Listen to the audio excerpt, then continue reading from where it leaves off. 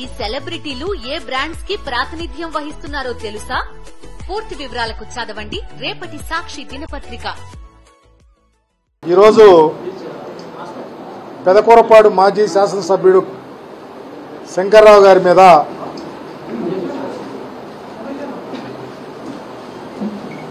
వరద ప్రాంతాల్లో రైతులు నష్టపోయారు.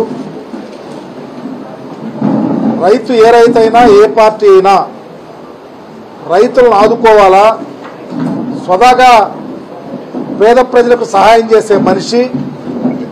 రాజకీయాల్లో ఇలాంటి వ్యక్తులు ఉండటం అరుదు. అలాంటి ఒక మానవతా దృక్పథం ఉన్నటువంటి రాజకీయ నాయకుడైనటువంటి శంకర్రావు గారి మీద వారు పెదకూరపాడు కాన్స్టిట్యున్సీలో వరదకు సంబంధించి నష్టపోయిన రైతాంగాన్ని పరామర్శించడానికి వస్తూ ఉంటే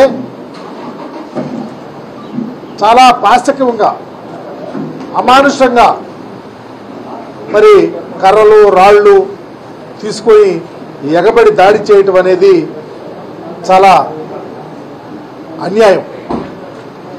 ఎందుకంటే ప్రభుత్వాలు ఈరోజు చంద్రబాబు నాయుడు గారు ముఖ్యమంత్రిగా ఉన్నారు, రేపు ఉండరు. రాజకీయాల్లో ఒకళ్ళు ప్రభుత్వాన్ని ఒకళ్ళు నడుపుతారు, ఒకసారి ప్రతిపక్షంలో వేరే వాళ్ళు ఉంటారు.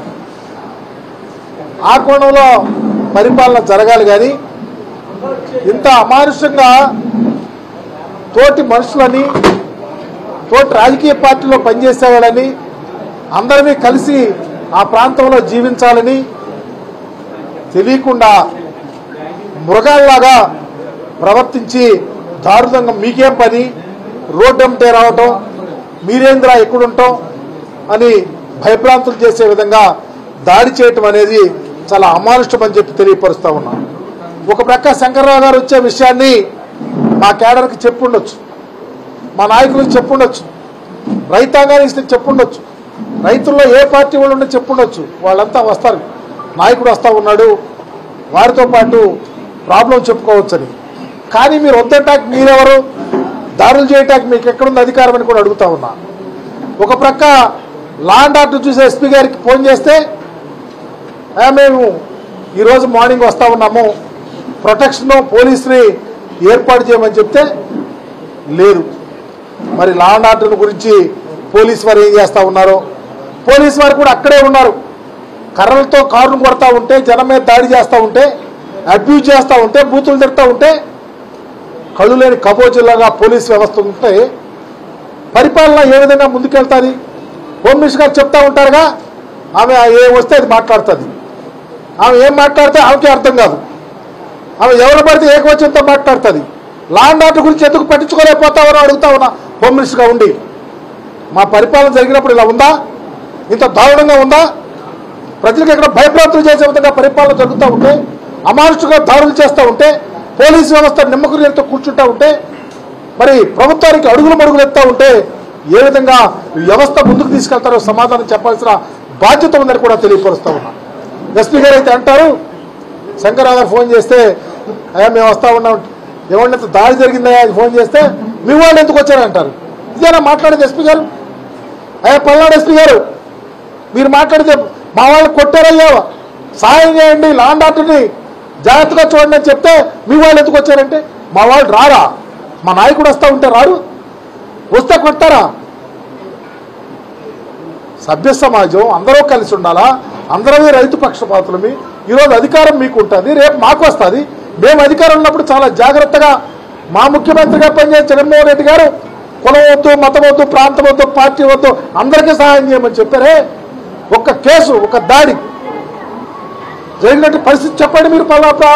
పెదకూరపాడు ప్రాంతంలో ఈరోజు ఎస్సీల మీద దాడులు, పల్లెల్లోకి వెళ్తే పల్లెల్లో ట్రాక్టర్లు వేసి తొక్కిస్తున్నారు, ఫ్లెక్సీలు పెడితే చించేస్తున్నారు, కొడుతున్నారు, మహిళలను చూస్తలేదు, అలో లక్షణ అని చెప్పేసి భయప్రాంతులు చేసే పరిస్థితి ఈరోజు పల్నాడు ప్రాంతంలో ఉందంటే దానిని లా అండ్ ఆర్డర్ని పూర్తిగా రక్షించాల్సినటువంటి పోలీస్ వ్యవస్థ ఇంకా మెలకువగా బాధ్యత కాకుండా బాధ్యతాయుతంగా పనిచేయాలని కూడా డిమాండ్ చేస్తా ఉన్నాం.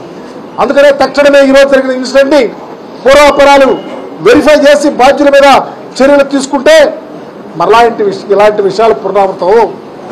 మంచి రాజకీయ నాయకుడైనటువంటి శంకర్రావు గారు లాంటి వాళ్ళ మీద దాడి చేయడానికి ముందుకు వస్తూ ఉంటే రాజకీయాల్లో పేదవారి కోసం సహాయం చేసే రాజకీయ నాయకుడు ఉండడు, ఆ ప్రాంతంలో నిలవలేడు. స్వయాన ఎమ్మెల్యే గారు సొంత ఊర్లో పేదల మీద దళితుల మీద దాడి చేస్తూ ఉంటే పాపం ఎమ్మెల్యే గారు మంచోళ్ళు అనుకుంటూ ఉంటాం. మరి ఆయనే చాలా ప్రాంతాల్లో విద్యను అభ్యసిస్తాక అవకాశాలు కల్పించడం మంచి వ్యక్తి. మరి ఆయనేంటి ఆయన ఊర్లో పేదల ఎస్సీల మీద చివరికి ట్రాక్టర్లు కూడా చెరువుల్లో పడేసే పరిస్థితి, పంచి రోడ్డు తీసి కొట్టించే పరిస్థితి వస్తూ ఉందంటే ఈ ప్రజాస్వామ్య వ్యవస్థ ఎక్కడికి పోతా ఉందో, పరిపాలన ఏ విధంగా చేస్తూ ఉన్నారో చంద్రబాబు నాయుడు గారు ఆలోచించారా? ఇన్ని నీతులు చెప్పే విధంగా ఉన్న మీరు ఈ దాడులు అఘాయిత్యాలు అమానుషాలని ఆపకపోతే వ్యవస్థ ఎటు వెళ్తుందో రాజ్యాంగం అపాసమైపోతుందని చెప్పి మీ ద్వారా తెలియపరుస్తూ తక్షణమే ఈరోజు జరిగినటువంటి విషయాన్ని చింతిస్తూ బాధ్యుల మీద చర్య తీసుకోవాలని, శంకర్రావు గారు లాంటి మంచి వ్యక్తి మీద జరిగిన దాడిని చాలా బాధపడుతూ ఉన్నాం. ఇలాంటి పునరావృతం కాకుండా చేయాల్సిన బాధ్యత ప్రభుత్వం మీద ఉందని చెప్పి తెలియపరుస్తూ ఉన్నాం. నెల రోజుల క్రితమే సామిరెడ్డి అనే ఒక మాజీ యాడ్ చైర్మన్ ని కాళ్ళు చేతులు రెండు విచ్చేశారు, కాపు కాసి. ఇప్పుడు ఈ దాడి ఆయన మీద దాడి చేయడానికి పెద్ద పెద్ద కర్రలు రాళ్లు తీసుకుని వచ్చి అటాక్ చేయడానికి ప్రయత్నం చేశారు. మేము చెప్పేది అదే, పల్నాడులో పాశవికంగా అమానుషంగా అఘాయిత్యాలు చేయిస్తా ఉన్నారు. దీనికి కారణం వ్యవస్థ నడిపే ముఖ్యమంత్రి గారు క్లిస్టర్ క్లియర్ గా కింద వాళ్ళకి జాగ్రత్తగా ఉండమని, ఇలాంటి పునరావృతం అయితే చర్యలు తీసుకుంటామని పోలీసు అధికారులు కూడా నిబద్ధతతో పనిచేయమని చెప్పటల్లా. దీనికి కారణం భయభ్రాంతులతో పరిపాలన చేయాలనే తప్ప వేరే లేదు. దీనికి పూర్తి కారణం ప్రభుత్వం బాధ్యత వహించాల్సిందే. మీరు అడుగుతున్నారు.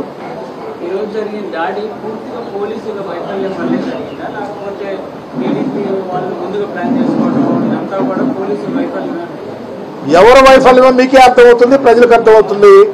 మా నాయకుడు రైతులకు జరిగిన అన్యాయము, వారికి జరిగినటువంటి నష్టాన్ని వెరిఫై చేసి వాళ్ళకి అండగా ఉండాలని కాన్స్టిట్యున్సీకి మాజీ శాసనసభ్యుడిగా ఒక మానవతావాదిగా వెళ్తా ఉంటే ఒక ప్లాన్ ప్రకారం 500-600 మంది కర్రలో రాళ్ళు వేసుకొచ్చి దాడి చేశారంటే, దాడి చేసిన వాళ్ళది తప్ప, కళ్ళు లేని కబోజుల వాళ్ళగా చూస్తున్న వాళ్ళది తప్ప, ఈ రెండు బాధ్యులైన ఆ ఇద్దరిది తప్ప అనేది ప్రజాక్షేత్రంలో అందరికీ తెలుస్తోంది.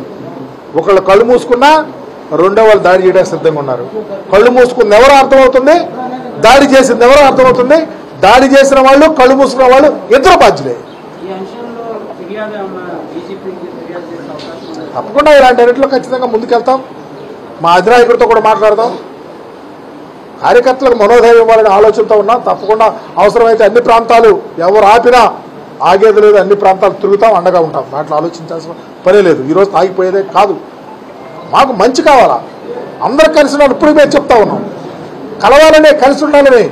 ఇది సభ్య సమాజం కలిసి ముందుకెళ్లాల్సిన బాధ్యత అందరి మీద ఉంది. ఇలాంటి దాళ్లు, కర్రలేసుకుని రాళ్ళు వేసుకుని ఎంతకాలం చేస్తారు? ఏదన్నా వాళ్ళ ఆస్త, మా ఆస్త అందరికి కలిసింది. కాబట్టి ఇది చాలా దారుణం. మాజీ ముఖ్యమంత్రి గారి పర్యటన ఉంది గుంటూరులో. ఈ రోజు ఎమ్మెల్యేలతోనే దాడి జరిగింది కదా, రేపు మరి వచ్చేటటువంటి పరిస్థితులు పెద్ద ఎత్తున కార్యకర్తలు వస్తారు, ఏమైనా దాడులు జరిగే అవకాశం ఉందనుకోండి. మా నుంచే ఉండవు, మేము అలాంటివి చేసేవాళ్ళం కాదు. సరే, అది లా అండ్ ఆర్డర్ ప్రాబ్లం, వాళ్ళు ఏం చేస్తారో చూడాలి.